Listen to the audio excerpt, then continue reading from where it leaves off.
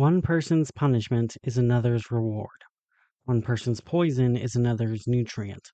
One person's victory is another's defeat. One person's dusk is another's dawn. The church that holds funerals is the church that holds weddings. The hospital that life is welcomed into is the hospital that death is escorted from. The warrior that brings home treasures from conquered enemies is also the bandit who left a home empty of heart and hearth. By this logic, then, one person's hell is another's heaven. The Explorer. I'm sitting on the floor, my back against the door leading outside, and I'm facing the locked door of the cabin basement. The door is silent now. It wasn't silent just a minute ago. In my left hand, I am clutching a cell phone. In my right hand, I am holding a bloody knife. My heart is racing and my sweat is cold. I saw what was in the basement when I went down there to grab some wine. When I saw what was crawling in the dark, I grabbed the knife. When it lunged for me, I stabbed into what I thought was its heart. It was a cascade of limbs. The ends of the fingers were sharp, bloody, and gouging. It scratched across my body as it clashed with me. It held no weapon, but I don't think it needed a weapon with how tall it stood. An expressionless mask over its face, slits for eyes with no nose, no mouth in that plain white mask. It would have looked human, but humans don't move like that. A knock brings me back to the present. A knock on the basement door. "Let me out of here, please," the voice says, a child's voice, a voice that chilled my heart and caused my spine to tingle. Whatever was down there was no child. Quickly, I dialed for the police. The call connected in seconds, the buzz in my hand letting me know that my location was being tracked and that all calls were unblocked. A marvel of the modern day. "Hello, Triple Delta, what is your emergency?" A woman's voice called on the other end. "There's something in my basement. I don't know if it's a wild animal or if it's someone in an animal costume, but they broke into my home. They attacked me in the basement. I think it's locked in the basement for now, but it'll break out at any time. Can you please send some officers to help?" I begged through the phone. I could hear typing while she entered the information on her computer. "I see your location on my screen. Can you confirm that the emergency is occurring where you are calling from?" "Yes, please get here quickly." Then one of the worst possible things that could happen happened. "Please, you have to help me. He locked me up here," the voice called out from behind the basement door, still sounding like a child. Now the operator's voice changed over the phone. "Sir, do you have a child there with you?" "No, I don't. The thing in the basement is trying to trick you." "He stabbed me. I need help." "Sir, did you stab the child you locked away in your basement?" "No, I don't have a child locked away in my basement." "So you didn't stab anyone?" "Well, I stabbed the monster in the basement, but like I said, it's not a child." "Please, he kidnapped me. He hurt me. You have to help me. He has a knife." "Sir, are you currently holding a knife?" I look down at the knife in my hand, blood on the blade, and I tighten my grip on the knife while I lie. "No, I'm not. Just send the officers, please." "Sir, I'm not sending the police until you put the knife down." "I'm not holding a knife." "He's lying." "Sir, if you want us to help you, put down the knife." "I already told you, I'm not holding a knife." "Just send the officers." "I'm not lying. The voice is lying." "Put down the knife, or the officers will be arresting you after they rescue the child in the basement." "Fine," I yelled, dropping the knife on the ground, the metal clattering. "Are you happy now? I am defenseless. Now will you send some police to help?" "We'll be there in about 5 minutes. Can you remain on the line so I know you aren't hurting the child?" "I already told you, that thing isn't a child. It's a monster, and it attacked me." "Like you already told us you didn't have a knife?" I don't believe you, and we can let the officers sort it out when they get there. Fuck you. Fuck you too, sir. At that point, my anger and fear simmered together as I glanced back at the door, which was now silent. No knocking, no voice, nothing. The monster had to be locked away. Maybe it was passed out, or even dead. It bled like anything else, and hemorrhagic shock could kill quickly. I glanced down at the knife, coated in blood, and I remember how badly it bled in the basement. It coated my hands, arms, and torso in blood. I remember it gushing onto the floor, some of it following down the drain and channels in the middle of the basement. I remember feeling hands wrap around my neck, wrapped around my arms, wrapped around my chest, as it tried to bring me to its chest, covered in that dark cloak, and I remember glancing inside the cloak after I struck my knife into where its heart should have been.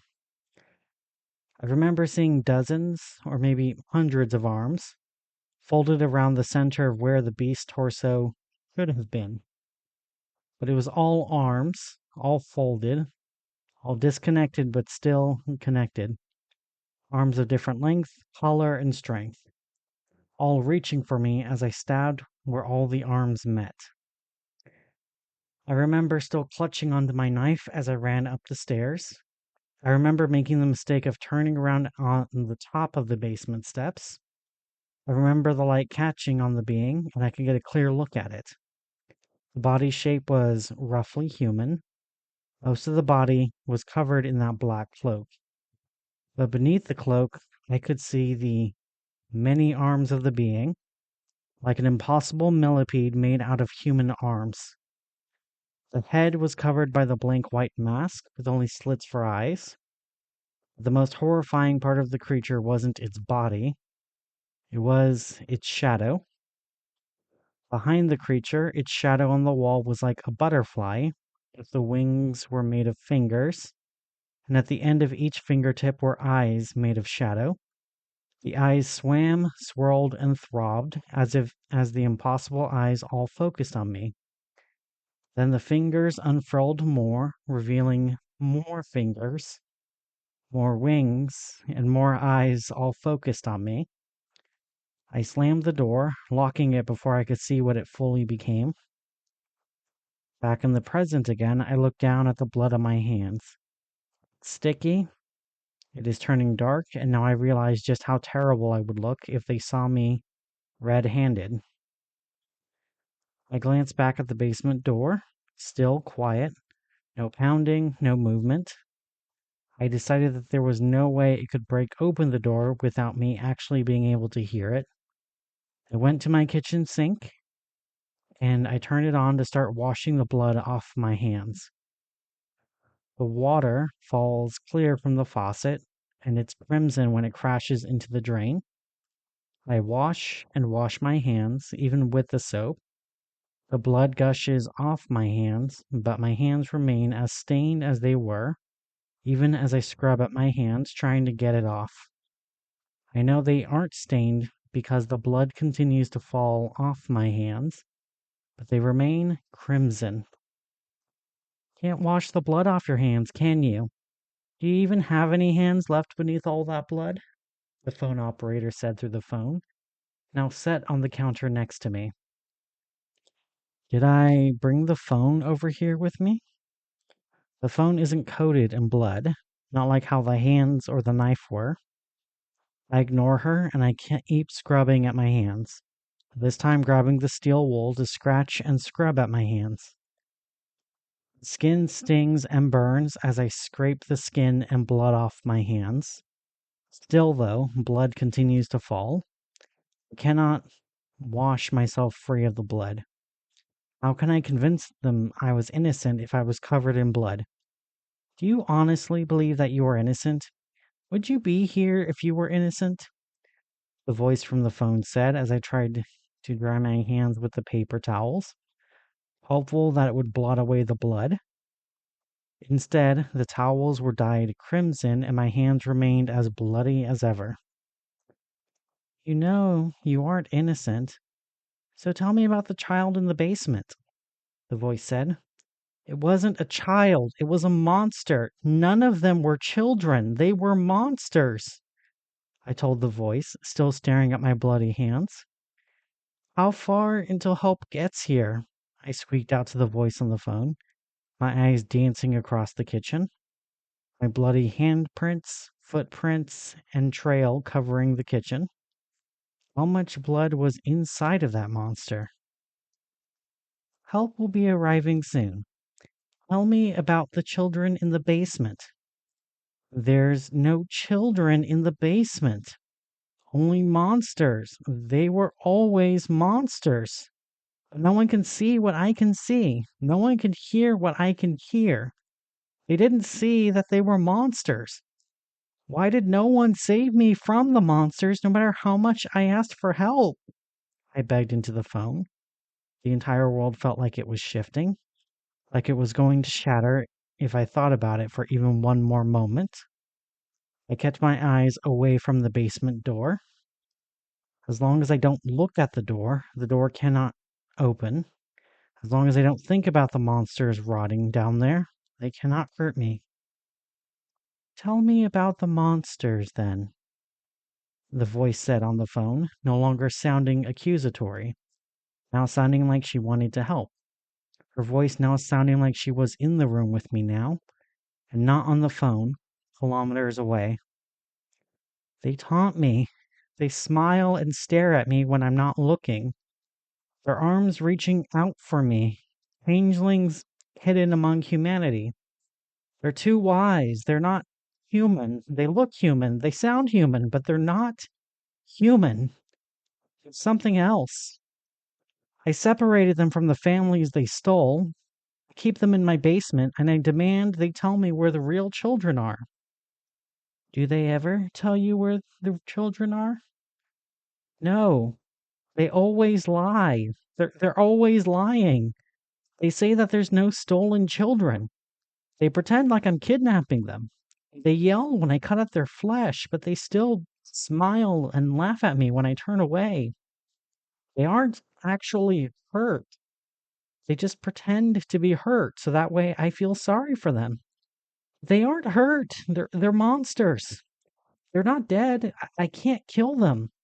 Not even when I remove their arms and bury them in the basement. They still laugh at me. They're going to hurt me if you don't stop them. I tell the voice on the phone, who responds with one word. Here. I hear through the phone and behind me. I turn slowly to where I see the monster. The cloak is open, and beneath it I can see all of the arms. Human arms. Each of them reaching out for me, slowly crawling towards me. Each arm monstrous and half rotten. The cloak wasn't a cloak. It was the tarp I used for holding the arms. The hands drag the creature closer and closer as I back against the kitchen wall. No way out. That wasn't through the creature.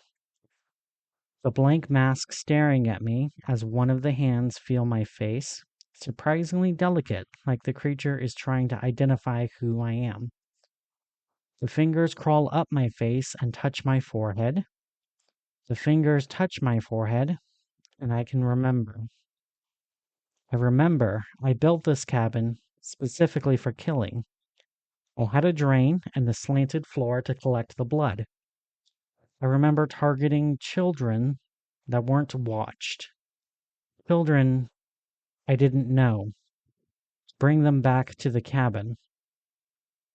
I remember the relief from cutting off their arms, watching the blood gush from their arms, the light fading from their eyes, the way their faces would pallor when passed out, watching the spark fade from their flesh when they were just meat, no longer a person. I remember knowing that this was my life's purpose, and I remember the night when it all ended. In my freezer, I kept all of the removed arms, dozens of arms, hundreds of arms, all stored in the tarp. When I checked the arms, they moved. They all moved almost like snakes, almost like spiders as they reached out from the freezer, dragging the tarp along with them, thudding and searching. The mask, once a white gas mask I used for my killing, fell onto the tarp, the limbs carrying it with them like it was the head of the horrible creature.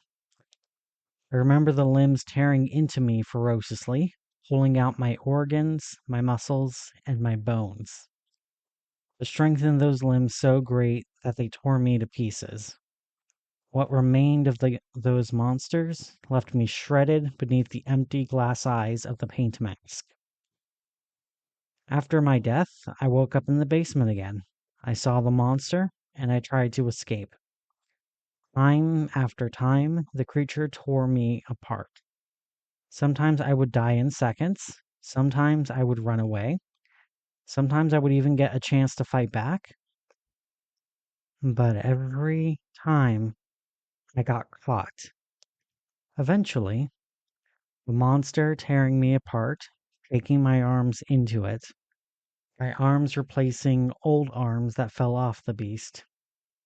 Another child released from the beast, released from hell. But I am still here. I am still being torn apart. How long have I been here? A long time? How long will I have to stay here? A lot longer, the voice said over the phone. When can I leave? When you have replaced every arm you've stolen, when you have replaced every life you've stolen, the voice said. The hand that is touching my forehead is no longer gentle. As it begins to tear into my skin, the fingers strong enough to crack the bone beneath it, as the arms beneath tear into my body, piercing lungs, piercing flesh and throat, as the bones crack beneath, and I slowly drown in my own blood, as the monster continued to take my body apart, piece by piece. Even in agony, even in pain, the monster is practiced. It knows how to keep me alive, and the worst part is that I can still see the shadow behind it. It folds, it unfolds, it expands, it contracts. It has many unseeing eyes, and fingers reach, moving the abomination like a finger puppet. As I slowly bleed out on the floors, I wonder if I will get a chance to remember again, or if I will just die again, not knowing why I am being targeted, not knowing why I deserve to die, not able to escape death for long.